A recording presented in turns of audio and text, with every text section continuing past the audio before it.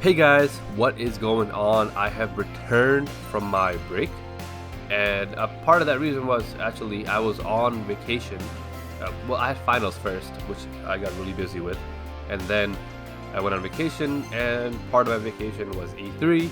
I'll talk about the stuff that I learned at E3 later, but this is more important because this has to do with GTA 6, because there was a huge leak 2 or 3 days ago and on Reddit. And this guy, I don't think he has any sort of credibility, but he claims that he has a friend in Rockstar, as everybody does. And he said that his friend has constantly denied all previous rumors except for this one, which is the one that he has leaked. And it's a pretty big leak. I don't know how much of it you guys saw on the internet, but I wanted to kind of analyze a little bit and make a video on it. So let's start off by saying where it is set. It is set in Vice City, as well as a fictional location based on Rio. So from my understanding, Rio and Vice Cities are going to be full-fledged open world cities. You can go in between them. I think you will have to for missions as well. There will also be missions in Liberty City, but Liberty City is not open world. It will just be linear. This guy says think Ludendorff from GTA 5. I don't actually remember that mission myself, but if you do, that's good for you. And also, he said there might be something about Cuba, but he isn't sure himself. It is, of course, a Rockstar worldwide production, so everybody in Rockstar is working on it, which is expected, right? Because it's GTA. That makes sense. One playable protagonist this time, so instead of the last GTA where we had 3 playable protagonists, we're only having 1. He is a male as opposed to a female, which is, I guess, were the previous leaks. And it takes place in the 70s to 80s, and I'll touch base on that in a second. But it does say that time progresses from the 70s to the 80s in this game, and which I guess, according to him, was a huge production problem because they had to change the buildings as time went along. But to me personally, now like I probably wouldn't be able to distinguish 70s and 80s architecture. They're both garbage, honestly. Anything that was man-made from like the 60s to early 2000s is pretty trash looking. It will feature a chapter system similar to a Tarantino flick / Red Dead Redemption 2, so nothing new. We kind of expected at this point. It also takes a huge influence from that Netflix show Narcos, which I think is pretty cool. I haven't seen the show, but maybe now I'll watch it to see how it looks like, how it feels. So you play as an up-and-coming drug lord wannabe named Ricardo. There's also another character named Casey that's a part of the narrative. Yeah, basically, you start off as a grunt. You're doing runs as a cocaine smuggler from Vice City to the new South American area. And then you make connections with big-time drug lords, and you make your way up. And, of course, there are multiple cities, as in, I am thinking only 2, but there could be more. And there will also be a giant prison, which will apparently play a part in the game. This guy says there will be a giant prison. There's an emphasis on the giant, so I don't know what that means. As far as the era is changing, buildings change over the eras, vehicles as well. I'm assuming lifestyles and stuff as well. So like stuff like older and rare classic cars will get more expensive as time progresses in the game. Time progression probably is based on the story. So if you don't do a certain chapter, you will be stuck in that time until you do that certain main story chapter. That makes sense to me. That's probably the best way to do it. They have a huge full economy in it that I guess you can influence, which I think is really cool that we're finally getting like a game like that with economy in it.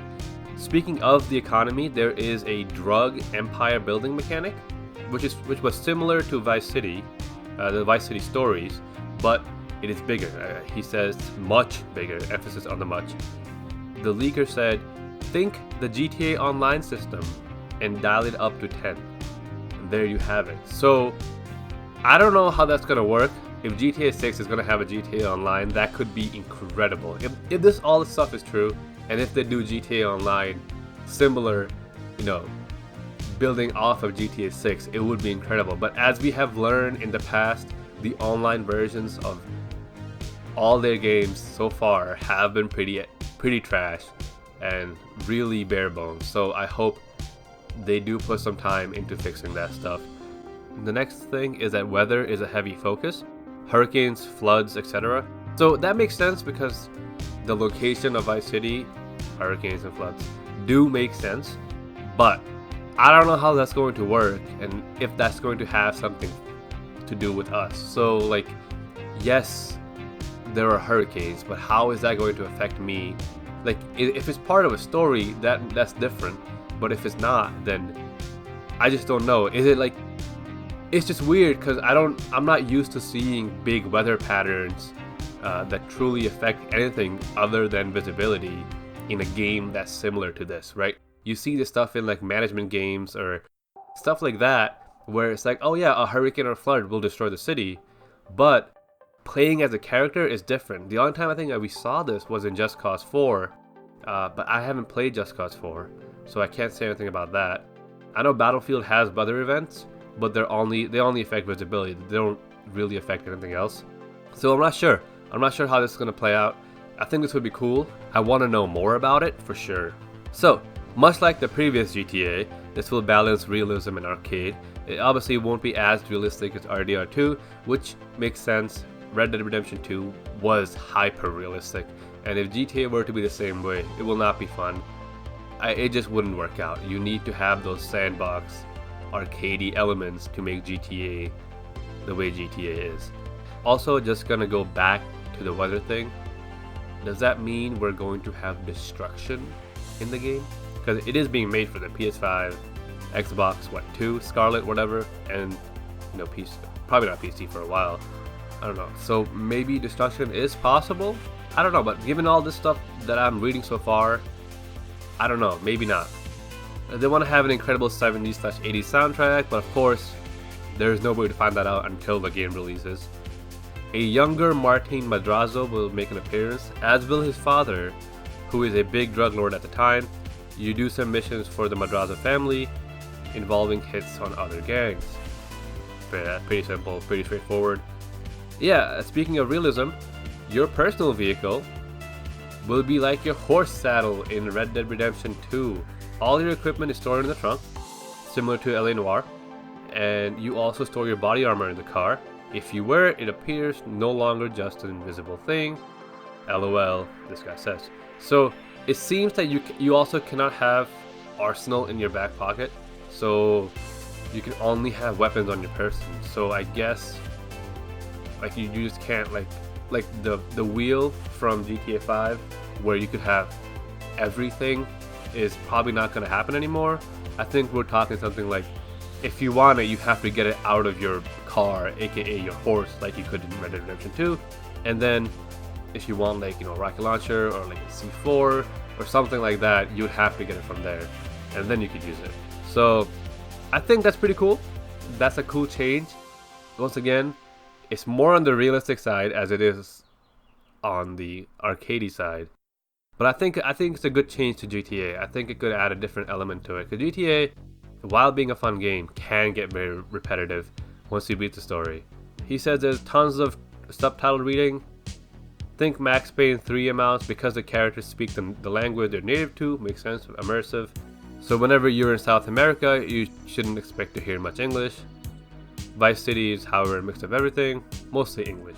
So that's cool. I think that's cool that we get to see multiple languages, that they're speaking in that language. It's like a different form of immersion. I think that's awesome that they're doing that. Last bit of narrative info. It will discuss topics such as HIV and the immigration crisis of the time, a fictional version of Fidel Castro, etc.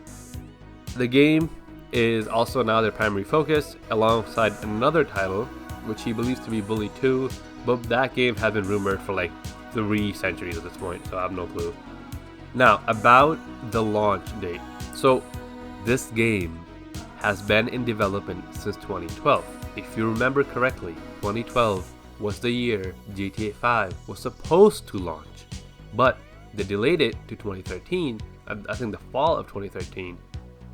Twice, or 2 or 3 times that game was delayed.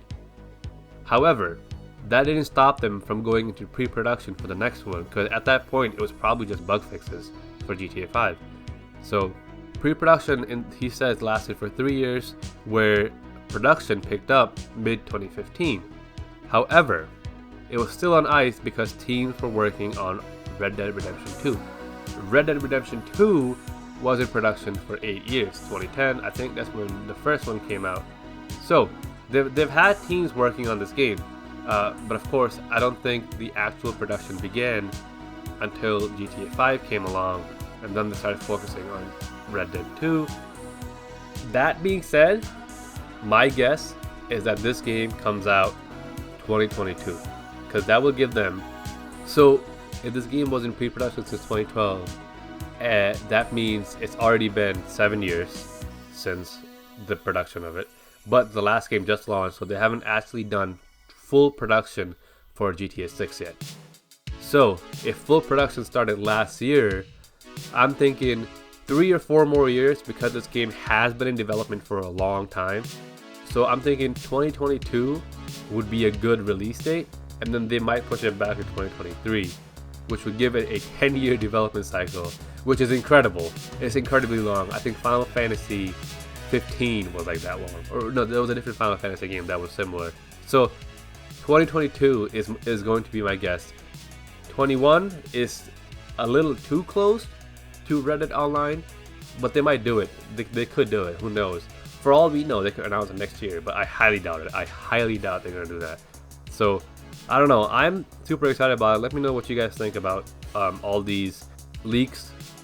If you're looking forward to it, if you're not, if it makes you, I don't know. Like, nothing about it sounded bad to me. Really, it just makes me feel more excited about it. So yeah, that's gonna do it. I'll probably see you guys next week, and hopefully after that, I will have more consistent video uploading, because I haven't done that. So because now it's summer, so I should have the time to do it. Yeah, next one's gonna be about E3, I hope, and then we'll work it up from there. So that's gonna do it for today. I will catch you guys next time. Thank you for watching.